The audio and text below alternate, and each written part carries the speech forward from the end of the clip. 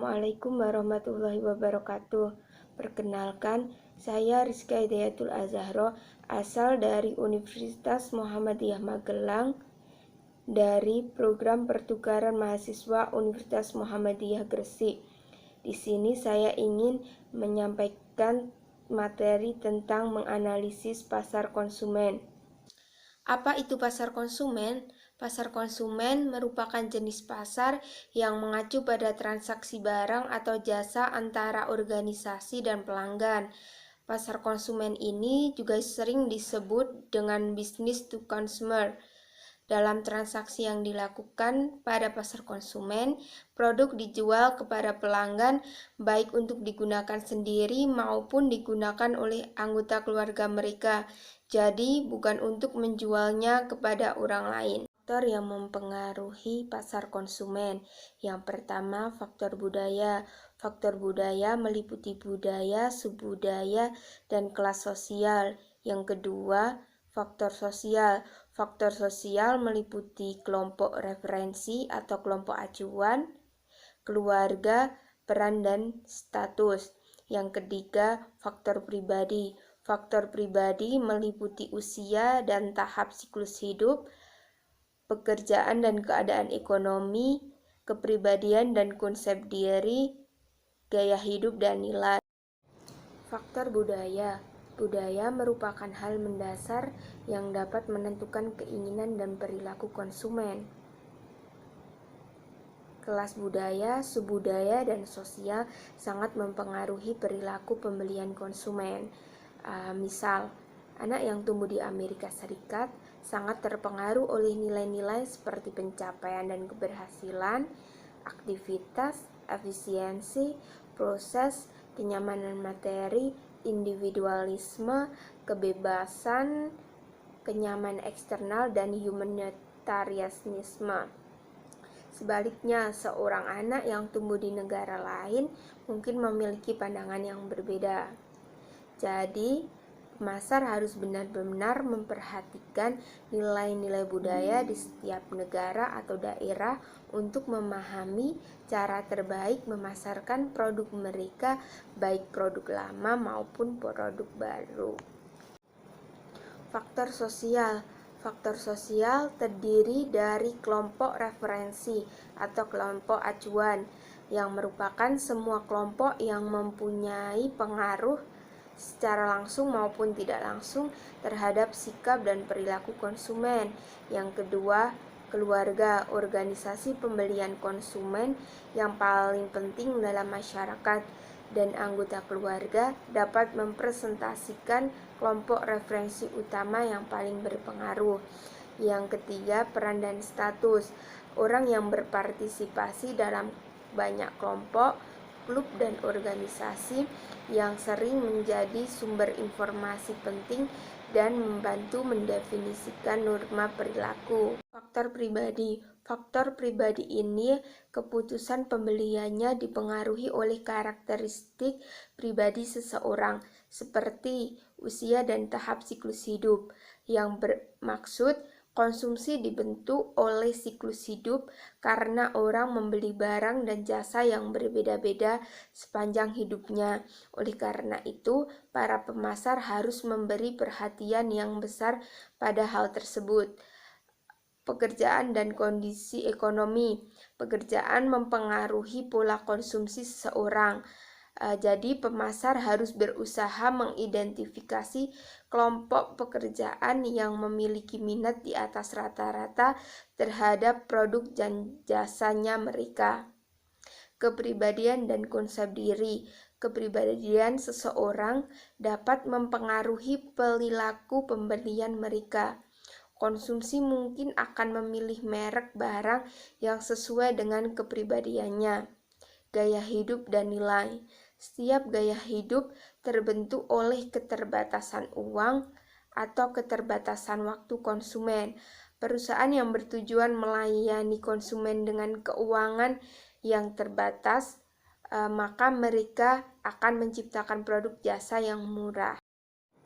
Proses psikologi utama. Sekelompok proses psikologi yang digabungkan dengan karakteristik konsumen tertentu akan menghasilkan proses pengambilan keputusan dan keputusan akhir penjualan. Tugas pemasar adalah memahami apa yang terjadi dalam kesadaran konsumen antara kedatangan rangsangan pemasaran dari luar dan keputusan pembelian akhir. 4 proses psikologi kunci atau utama. Yang pertama motivasi, yang kedua persepsi, yang ketiga pembelajaran, dan yang terakhir memori. Motivasi. 3 teori motivasi yang membawa implikasi yang cukup berbeda bagi analisis konsumen dan strategi pemasaran. Yang pertama, teori Freud. Kekuatan psikologi yang membentuk perilaku manusia.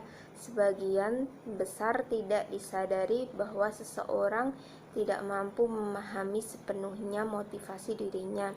Yang kedua, teori Maslow menjelaskan mengapa orang didorong oleh kebutuhan tertentu pada waktu tertentu. Teori ini membantu pelaku pasar untuk memahami bagaimana berbagai macam produk dapat disesuaikan dengan rencana, tujuan, dan kehidupan pelanggan. Yang ketiga, teori Hertzberg mengembangkan teori 2 faktor yang membedakan dissatisfier atau faktor-faktor yang menyebabkan ketidakpuasan dari kepuasan satisfier atau faktor yang menyebabkan kepuasan. Teori ini mempunyai 2 implikasi. Yang pertama, para penjual harus melakukan yang terbaik untuk menghindari ketidakpuasan atau dissatisfier. Yang kedua, para penjual harus mengidentifikasi setiap kepuasan atau motivator utama pembelian di pasar dan kemudian memasok mereka. Hierarki kebutuhan Maslow. Hierarki kebutuhan Maslow terdiri dari 3 kebutuhan, yaitu kebutuhan dasar, kebutuhan psikologis, dan kebutuhan pemenuhan diri. Untuk kebutuhan dasar meliputi kebutuhan fisiologis dan kebutuhan keamanan. Untuk kebutuhan fisiologis, contohnya udara, makanan, minuman, tempat tinggal, dan lainnya. Untuk kebutuhan keamanan ini contohnya keamanan pribadi, pekerjaan, kesehatan, dan properti. Untuk kebutuhan psikologis terdiri dari cinta dan perasaan memiliki, kebutuhan dihargai. Untuk cinta dan perasaan memiliki ini meliputi persahabatan, keintiman, dan kekeluargaan. Dan untuk kebutuhan dihargai ini meliputi prestasi dan perasaan pencapaian. Dan yang terakhir, kebutuhan pemenuhan diri.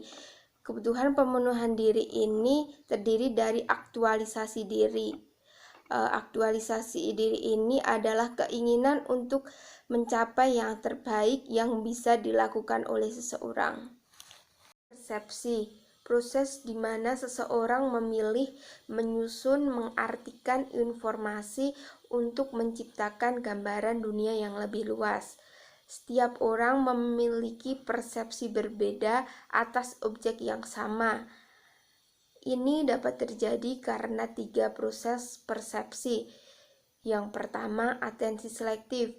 Atensi selektif mengartikan bahwa pemasar harus bekerja keras untuk menarik atensi konsumen. Yang kedua, distorsi selektif. Distorsi selektif ini merupakan kecenderungan untuk menerjemahkan informasi dengan cara yang sesuai dengan konsepsi awal. Konsumen sering mendistorsikan informasi agar konsisten dengan keyakinan dan ekspektasi dari produk yang sudah ada sebelumnya.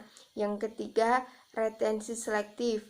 Dengan adanya retensi selektif ini, maka kita dapat mengingat poin bagus tentang sebuah produk atau jasa yang disukai dan melupakan poin bagus dari produk pesaing. Pembelajaran.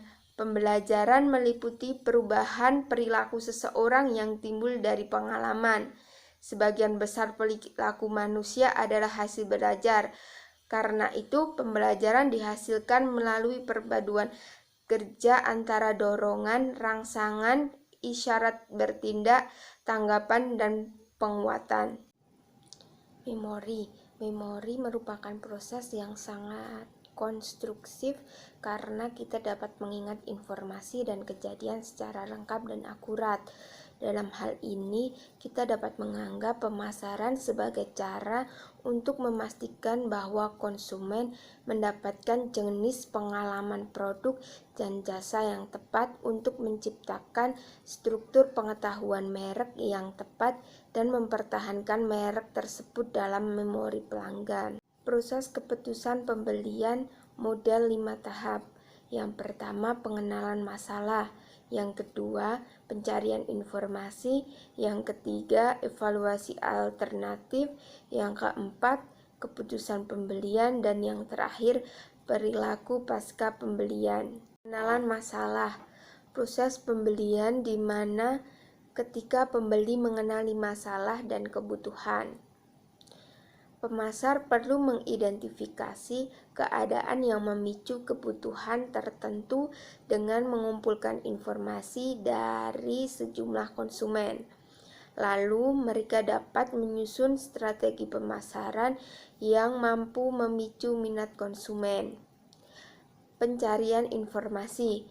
Yang menjadi perhatian utama pemasar adalah sumber-sumber informasi utama yang menjadi acuan konsumen dan berpengaruh relatif tiap sumber tersebut terhadap keputusan pembelian selanjutnya. Sumber informasi konsumen dibagi menjadi 4 kelompok. Yang pertama, sumber pribadi, meliputi keluarga, teman, tetangga. Sumber komersial meliputi iklan, wiraniaga, penyalur, kemasan, penjaga di toko. Yang ketiga, sumber publik meliputi media massa, organisasi penentu peringkat konsumen. Dan yang terakhir, sumber pengalaman meliputi penanganan, pengkajian, dan pemakaian produk. Evaluasi alternatif. Beberapa konsep dasar yang akan membantu kita memahami proses evaluasi. Yang pertama, konsumen berusaha memuaskan sebuah kebutuhan. Yang kedua, konsumen mencari manfaat tertentu dari solusi produk. Yang ketiga, konsumen melihat masing-masing produk sebagai sekelompok atribut dengan berbagai kemampuan yang akan mendatangkan manfaat yang diperlukan untuk memuaskan kebutuhan. Keputusan pembelian. Dalam tahap evaluasi, konsumen membentuk preferensi antara merek dalam kumpulan pilihan.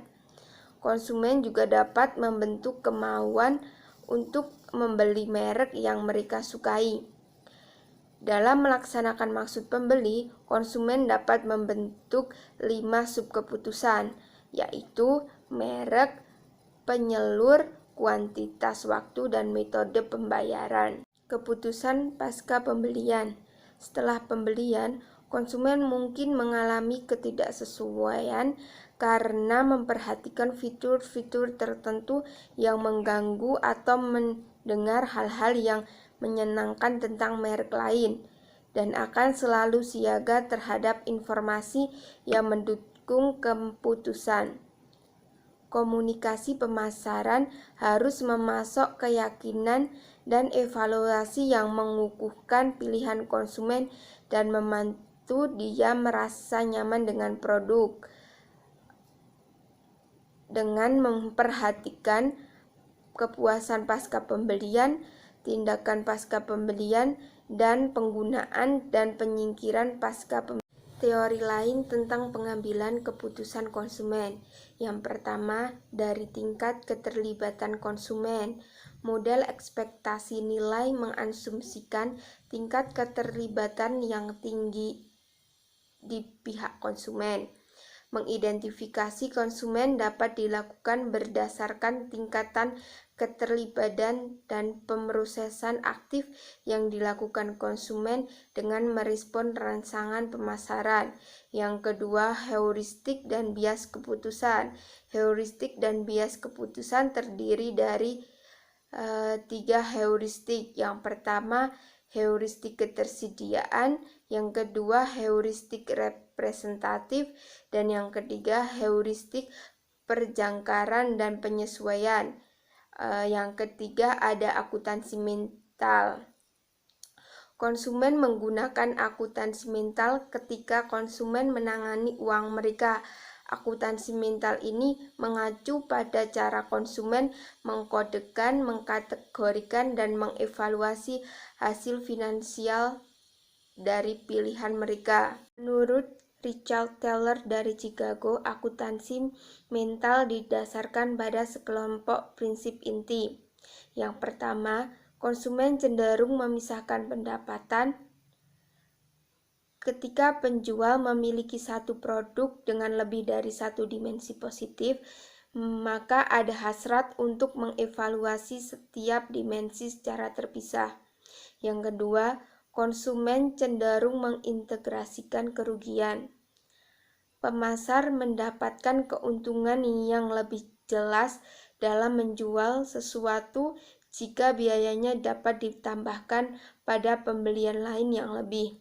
Yang keempat, konsumen cenderung mengintegrasikan kerugian lebih kecil pada pendapatan yang lebih besar. Konsumen cenderung memisahkan pendapatan kecil dari kerugian besar. Prinsip accounting mental sebagian disebabkan oleh teori prospek. Teori prospek tersendiri menegaskan bahwa konsumen membuat bahkan alternatif keputusan dari segi pendapatan dan kerugian sesuai dengan fungsi nilainya. Konsumen umumnya menolak kerugian, namun mereka cenderung melebih-lebihkan probabilitas yang sangat rendah dan merendahkan probabilitas yang sangat tinggi. Sekian presentasi dari saya mengenai analisis pasar konsumen. Wassalamualaikum warahmatullahi wabarakatuh.